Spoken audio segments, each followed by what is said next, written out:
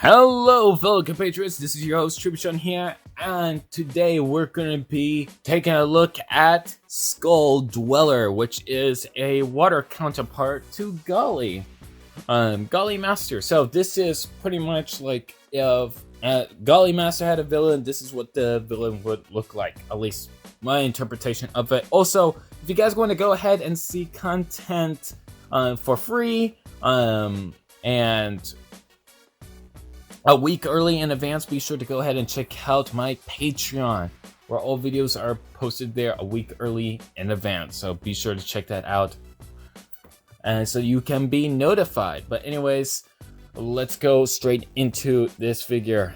Now, I can't exactly put her on the rotating stand because you know how peg legs go. So you got your dark blues, silvers. The lower half of the body looks great. It falls apart a little bit when it reaches the upper half. That's my personal opinion about that. But yet again, I wanted to go for a messy feel. I think it's a little... yeah, so... but yeah, goes pretty well for a skull theme look. And also, like, this kind of reflects, like, if this were pristine, this is what it would look like, you know, because it has similar shapings and designs. So, you know, that message kind of spreads across a little bit, but not as effectively, I feel. But yeah, you get there's a lot of stuff going on here, and there's no real way to cover this up. This function is one of those types of functions that you can't really cover up unless if you make a Titan-sized figure, but yet again, it doesn't work for Titan-sized figures, so you're stuck in a conundrum. But anyways, let's go straight into articulation. Bull joint here, bull joint here, bull joint here. You can't imagine the articulation, but I'll show you.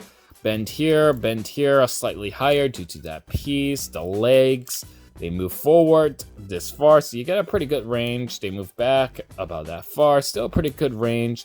The skirts themselves, they can move, wiggle waggle. They're on ball joints and allow for a little bit of outward movement, not that much. You do get waist rotation. The skirts move along with it as you twist the waist, which is pretty nice. Ball joint on the head, ball joint in the shoulders, ball joint on the elbow here, even though it's a little wonky and weird. We'll get into that. And also, ball joint here, ball joint here, ball joint here. There's a ball joint over here, so you can adjust the shoulder pad. Her mask isn't supposed to pull off. But anyways, yeah, that is the overall look of overall articulation. Now let's go straight into the function. To actually activate the function, you actually have to take this off and let that dangle. Make sure everything is snug tightly and secure. And she's motorized. She is motorized. So let's go ahead and grab ourselves a motor here. We got ourselves power functions motor. Only thing you had to do is connect in the back side. There we go, like so. Oh boy, I'm gonna need to... it's gonna be hard to do this on camera. This is gonna be a pain. But I'll hold this there so you guys can... yeah, that's a good angle for you guys. You guys are good in that department.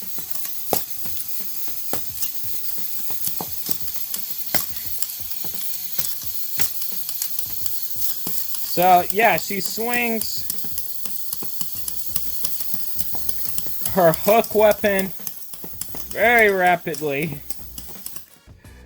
So that's pretty much her function right there. Let me see if I can... oh, wait, can I actually make it higher? Yeah, I can get it higher. Okay, cool. So let's go ahead and see what happens if I do it higher. There we go. There's that form, and the form is gone.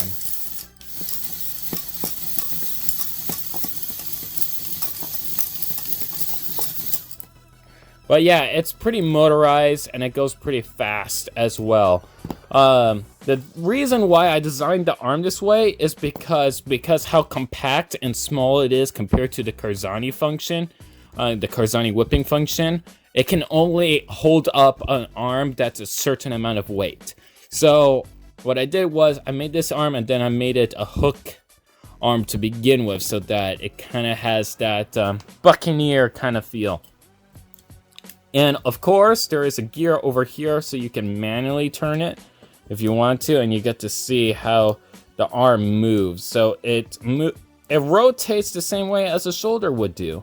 You know, if you're going up and around, going up and around. You know, it's pretty nice and pretty nifty, I would say. But that's pretty much her function right there. Pretty unique. It could be a little bit more refined. I think it's going too fast for it to actually work properly. I would say I think it's going a little bit too fast. But yet again, it's kind of hard to make a better gear ratio while at the same time trying to compress it in a build. You know, you still got all this clunk here, but it would have been a lot more worse. It would have been a lot more worse. So don't even try to say in the comments that you could have done it cleaner. I know I could have, and I tried. But it can work for a Titan-sized figure, but due to the weight issues, I cannot put it in a Titan-sized figure because of the weight issues for that function. So, anyways, let's go straight into size comparisons so that you can see how big Skull Dweller actually is. So here she is compared to Golly Master. She is a little bit taller than Golly Master. A little bit, not that much. Here she is right next to Turak, a fellow Rakshi. So you get a size comparison there.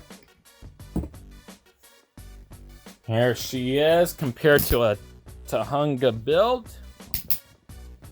So you get a size comparison there.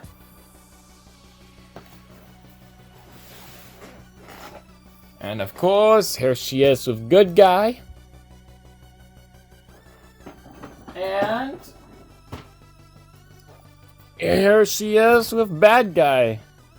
And look, they must be related. They both have hooks. They both have hooks. Look at them. They both can do the hook. But anyways, yeah, that's about it for Skull Dweller. I hope you enjoyed this video. And of course, if you want to see videos a week early in advance and for free, be sure to go to Patreon. You don't have to pay anything. It's there a week early. So be sure to check that out. And also, if you want to go ahead and follow me in any social media, be sure to go ahead down in the description down below and check all those places right there. I have a lot of them. But anyways, that will be it for this video. I hope you all enjoyed, and like always, I'll see you in the next one. Bye, guys!